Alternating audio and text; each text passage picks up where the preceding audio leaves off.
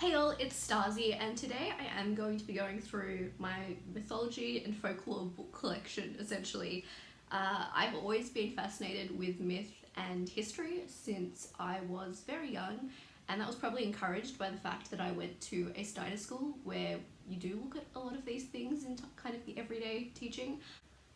And then I went on to study classics when I was in university. So a lot of these books are actually from my childhood, but then I have picked up bits and pieces since then, including things at uni and things like that. And as I've mentioned before, I am now a history teacher, so it all kind of links back together. In terms of the books you're actually going to see today, I have a little bit of everything really, but things you're not going to really see are picture books, because I do actually have a lot of picture books, particularly that you know, cover fairy tales and things like that. But because I have a lot of picture books, I'm considering possibly making that a separate collection video at some point. So I haven't really included traditional picture books, even if they have covered fairy tales and folk tales. In saying that, I do still have a few other collections that relate to fairy tales, but otherwise, majority of my books are straight up mythology. I don't know. There's a decent amount of books here, so we should just get into it. I'm actually going to start with books that... a collection of children's books, essentially, that aren't necessarily the things you should go to for your myth knowledge, but does anyone remember these books? The ology books. So I have Mythology, obviously. I also have Vampirology. This one was always my favorite, Dragonology. I also have like the little handbook that you could get, and Egyptology. And these were just, these are kind of just fun takes on looking at some kind of real information, but done in these like faux journal formats. Who else had these? They're just a lot of fun. Getting into some other things, I'm going to start with some books that kind of, that aren't specific. They're kind of more general or cover stories from lots of different places. So on the top here I have Heroes. What is this? The Hamish Hamilton Book of Heroes. I have a feeling to Dear Michael. Yeah, it is. Lake Dalesford Book Barn. So this is a book that I got as a kid from a second-hand store. The Hamish Hamilton Book of Heroes, edited by William Main, illustrated by Christina Turska. So this is a book that does essentially just have a bunch of different stories collected about heroes from different cultures, I believe, from memory. I want to see the illustrations.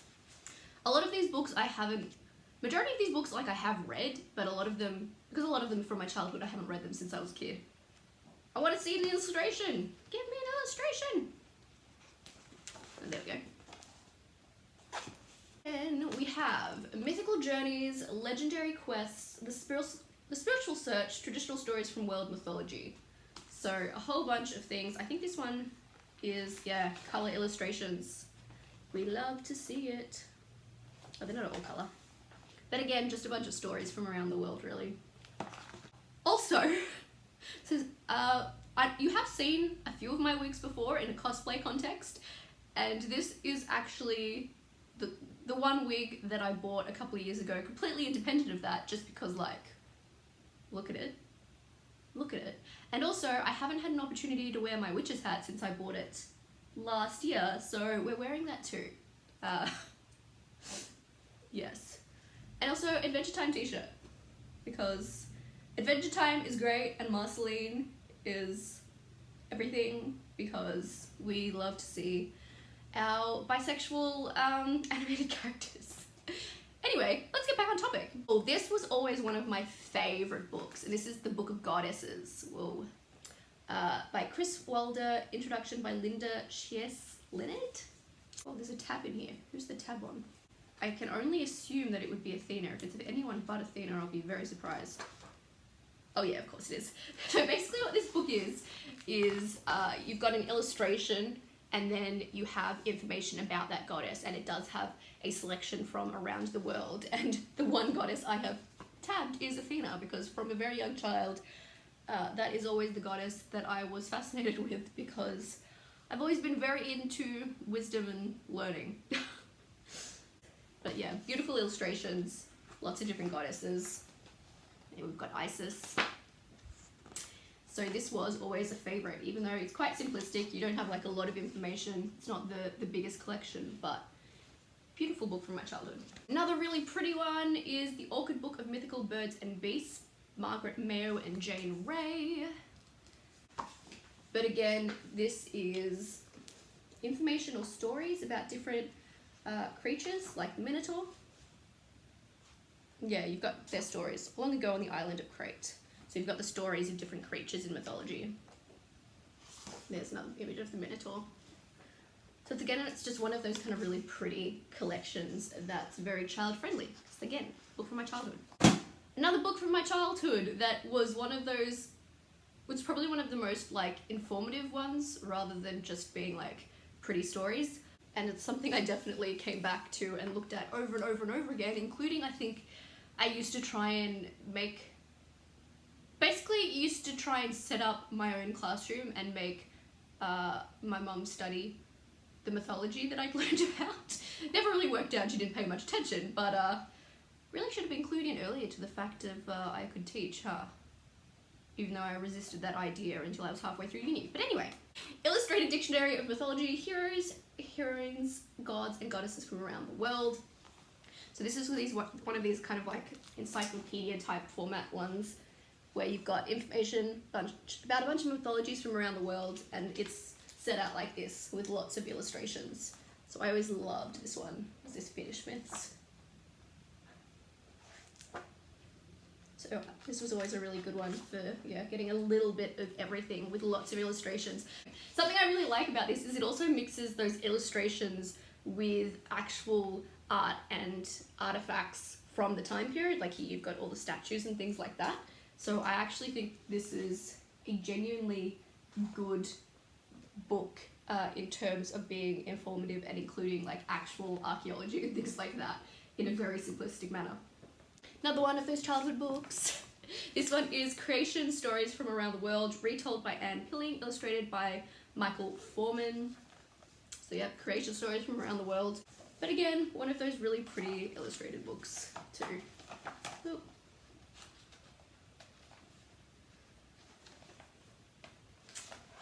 Beneath the Earth, The Facts and Fables, Landscapes of Legend. These are, these are stories to do with the landscape. So the very first story in here is Into the Underworld, the Goddess and the Pomegranate, which I'm sure a lot of people know what that is because Persephone seems to be the most popular Greek goddess out there I've found in my adulthood, especially in terms of what people talk about on Twitter and BookTube. But yeah, again, it's just some of those stories, including illustrations and things like that. Ooh, a dragon.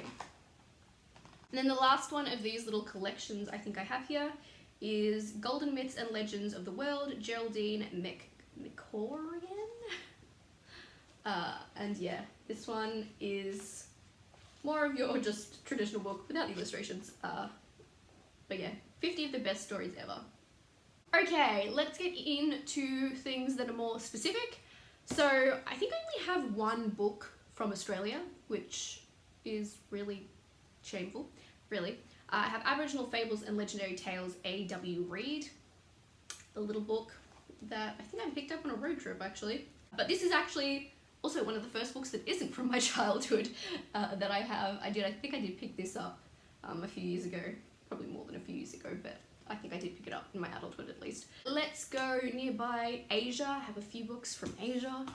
So I have The Adventure of Momotaro, the Peach Boy. So this is, I know I said I wasn't including picture books and I guess this kind of counts, but this is a Japanese folktale.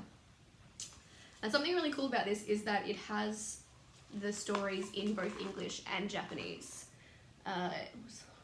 It's been a very long time since I read hiragana. I really want to go back to, I studied Japanese when I was in school and haven't really visited it since, and it was always a language and a place I was always really interested in. Like, I went to Japan with my school when I was about 15 and it's my favourite place I've ever been. So it's something I do want to get back to. But yes, anyway, this is one of the kind of most famous folk tales from Japan, I believe. And I also have the Japanese fairy book, compiled by Yae Theodora Ozaki, with just some of these simple black and white illustrations throughout it. Again, I think this is a book from my childhood.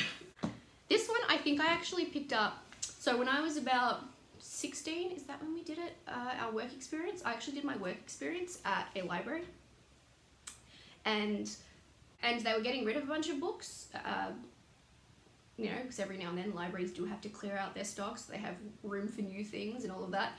So they basically said, here, take anything you want from here, otherwise they're just going in the bin essentially. So I did pick up a few books then, and I believe this is one of the ones I got from that, and it's Chinese Myths and Fantasies. Siri Birth, illustrated by Kidel Monroe. So yes, so this is again just a bunch of stories. Classics has always been my favourite, obviously that's kind of what I focused on when I got to uni, but after that Norse mythology and Egyptian mythology were always the things after that I was most intrigued by. I have Death and the Afterlife in Ancient Egypt, which is actually a book that, this is actually a book I had to get for university, but yeah, it's particularly kind of archaeological, because when you're looking at Egypt, you often don't have a lot of written records of the myth and history, so you do kind of have to go on what's written in tombs and things like that. So this book does have a lot of that imagery does have a lot of that archaeological imagery, as it discusses a lot of the beliefs related to death. So it does also then go into the mythology, because when you're looking at a lot of these ancient societies, the mythology is actually so ingrained in everything that they did that it's very hard sometimes to look at history. Like, you can't look at the history of a lot of these places independent of the myth and religion. I do also need to say that I have a lot of history books as well, so I haven't really included any history books in this, even if they do talk about mythology. If it wasn't the focus, I haven't included it because it's a lot as it is. If anyone's interested, maybe I'll do a history collection at some point too. The only other Egyptian book I have that's kind of more focused on mythology rather than general history, I think, is the Egyptian Book of Living and Dying, The Illustrated Guide to Ancient Egyptian Wisdom by Joan and Fletcher. I don't think I've even read this. I think this is something I picked up more recently from like a discount store or something. Very pretty the way it's laid out, but I have not looked at it as yet. I don't think I have anything from North or South America. So all that's left then really is Europe. So the one Norse mythology book I have is Kevin Crossley Holland Norse Myths, illustrated by Gillian Mccloud. I think this was another book that I got from my library experience. But it's again just one of these books that has stories and illustrations of the myths. And then I know I said I wasn't really including history books, and technically this is a history book, but it's really heavy. The Oxford History of the Classical World. And the reason I still wanted to include this is because, like, look how massive it is. And again, it's so hard to look at history independent of myth, and so much of what's in here is directly related to the mythology. Like, there's a section on myth, but then it's also looking at, you know, poets and playwrights of the classical world, and usually the plays and poems were directly related to the mythos. So that's why, even though this is technically a history book, like, there's a lot of stuff on myth in here. And it's not something I've read cover to cover, but it's probably the heaviest book I have on mythology. I also have the Penguin Dictionary of Classical Mythology, but exactly what it says. It's got a bunch of, you know, the names of things and stuff like that, that then goes into detail about who they are, etc. So like here you've got Hera, the greatest of all the Olympian, wow, reading. Hera, the greatest of all the Olympian goddesses. She was the daughter of Kronos and Rhea, and hence Zeus's sister.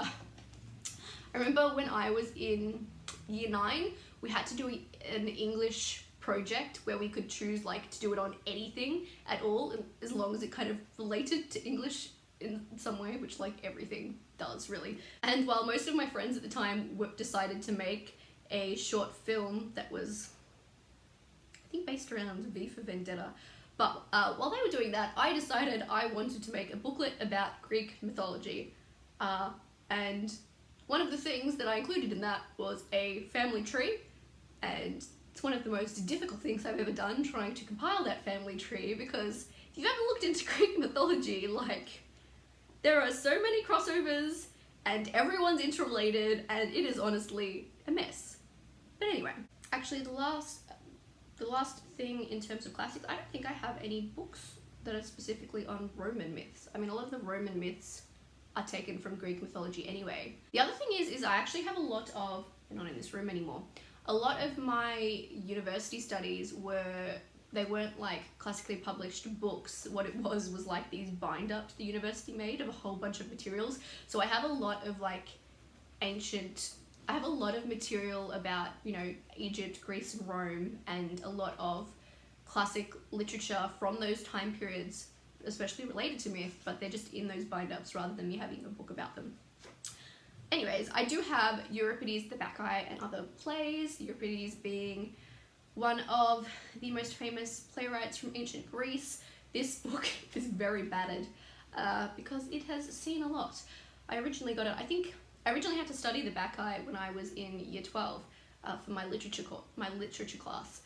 And since then I have reread it many times because we had to look at it in university, and then when we had to decide what we were focusing on for one of our major essays, I decided to do it on the Bacchae. So I could tell you a lot about the Bacchae and you know, the dichotomy of it and the chaos versus order, and you know, it's a play about Dionysus and the way he basically slaughtered a bunch of people because someone refused to acknowledge that he was a god, because that's what that's Greek gods for you.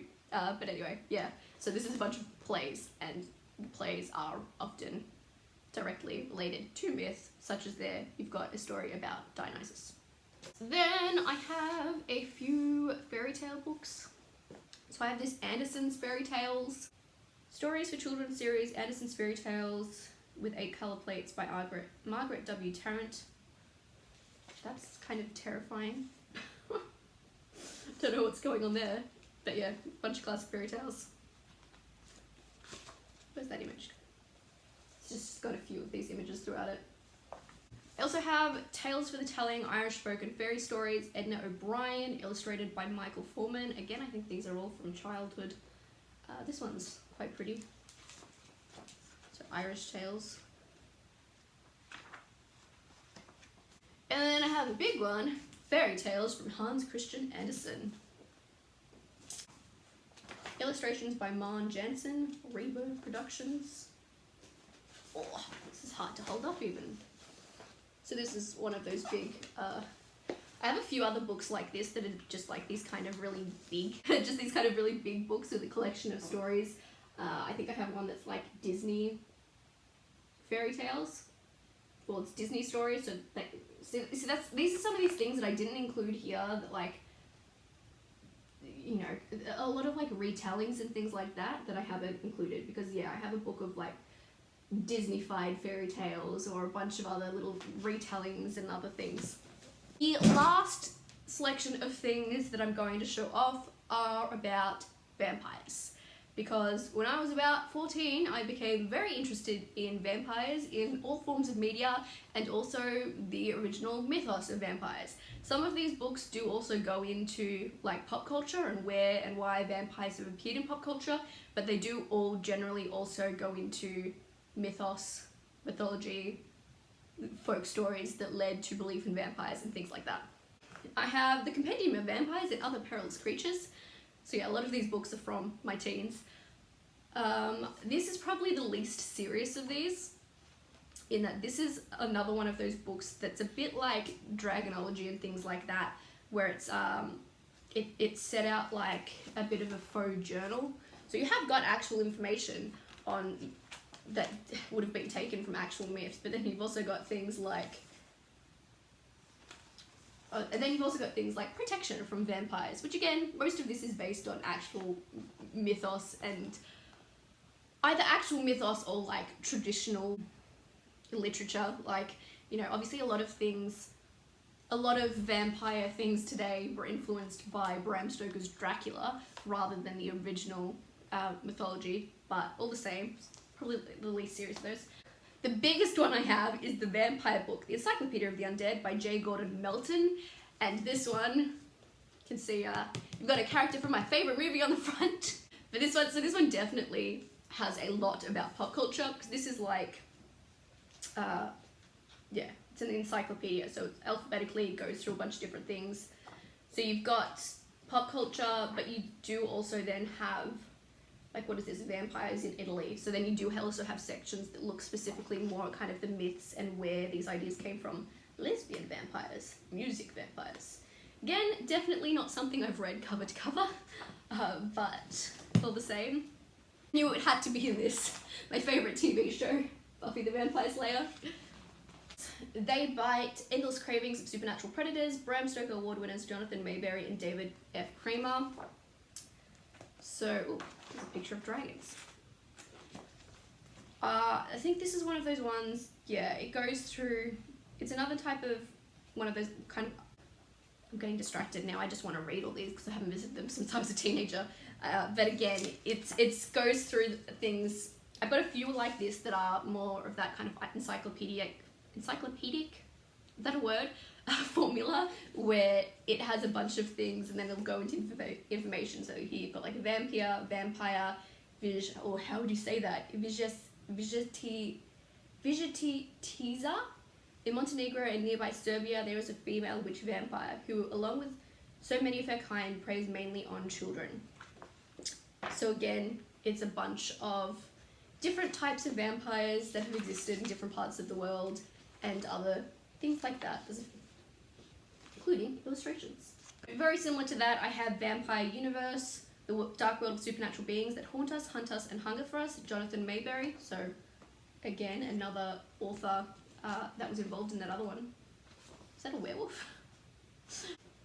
What if I got tabbed in here? I've got tabs. Okay, so I really like cheese, right? Not unusual. Most people who can eat cheese like cheese, although I have met some people who don't, and you are bizarre to me. But in my obsessive teenage state, I was obsessed with both vampires and cheese. So the thing I've highlighted here is tyromancy, divination by the study of cheese. So that clearly appealed to me. Oh, and then this tab. This section is tabbed because it mentions Buffy the Vampire Slayer. The TV series Buffy the Vampire Slayer, and to a somewhat lesser degree, Angel, nicely explores issues of immortality and also reworked the idea of good vampire versus evil vampire. I really want to go back and read these books now. And we have the Cryptopedia, a dictionary of the weird, strange, downright bizarre, Bram Stoker award winner Jonathan Mayberry and David F. Kramer, so the same people again. I got all these books, I remember, in Borders, which I miss Borders so much. Like, my mum and I spent so much time there growing up. I think by the time my sibling came around, Borders didn't exist for very long. But growing up, mum and I would spend so much time there because it was like the best of both worlds. It was a bookstore, but you could also treat it as a library. Like, they had couches and stuff, and they also later ended up adding a coffee shop, and you could just go in there and sit down and read, and it was great. I loved Borders and I miss it a lot. Anyway, yeah, so this one isn't specifically vampires, it's kind of a little bit of everything. I think, yeah, there's even fairies. What do I have tabbed in here? Oh, the section I have tabbed is actually specifically all about Greek gods. So there you go. So I didn't even realize that it specifically had that type of mythos in here. So what have I highlighted? Oh, I've highlighted what they were the god and goddess of. You've also got Roman gods, Norse gods. Yeah, I didn't even realize that it had a section on gods from different cultures in here. Aphrodite, goddess of love, Apollo, god of music, the sun, prophecy, archery, poetry, and light. Anyway, yes. I loved these type of books, and I still do. I just haven't really looked through them in a long time. Well, that was creepy. Getting really sidetracked here. Where was that picture? There was a creepy picture I just saw, and now I can't find it. Oh, there it is. Evil Haunting. That is creepy. And then the last book I have, actually, not the last one, because I just realized there's another one on my desk, but A Brief History of Vampires by N.J. Troe. So again, I think this one goes into pop culture as well as history. From Vlad the Impaler to Edward Cullen in search of the allure of the vampire. So I think this one's probably the least focused on actual myth, but all the same. You can see I never finished it. I think, I have a feeling this might have been the one that I started and never really continued reading because I didn't really like it. I felt there was a lot of things that were kind of inaccurate in there. Because I had already read so much about vampire mythos and pop culture, I was in a position to start being critical of things, I guess. And then the thing I just realized is on my desk is something that a friend got me for a birthday, I think. Possibly like my 20th birthday? So what's that, like 7 years ago? Yikes. But it's Vampires: A Bite-Sized History by Judith M. Mccloud. I don't think I've ever read this. To be honest, this is something I use a lot as like a stand for my phone. Well, that's cool. It's got like bat and papers. Forget Dracula. In this bite-sized book lurk the vampires that have haunted our world for 10,000 years. Feast on this deadly company from the Egyptian goddess Sekhmet, the hideous Chinese hopping vampire, and the baby-devouring flying vampire, head of Malaysia to the gothic nightmares of the medieval world and the modern blood-drinking serial killers. So that definitely sounds like it looks at some of the mythos. How to decommission a vampire, huh? It's also really just like cute and pretty. And again, those end papers are just everything. Because this is the duology of my aesthetics. Like, I love the bright pink and everything. I love pink. Pink is my favorite color. But then I'm also all about the spooky things, and I like bats. And yes. Anyway, so yes. As I said, a lot of history books. I have a lot of history books too. And a lot of them do also touch on mythology. I also have those big collections of... things from university in the big bind-ups.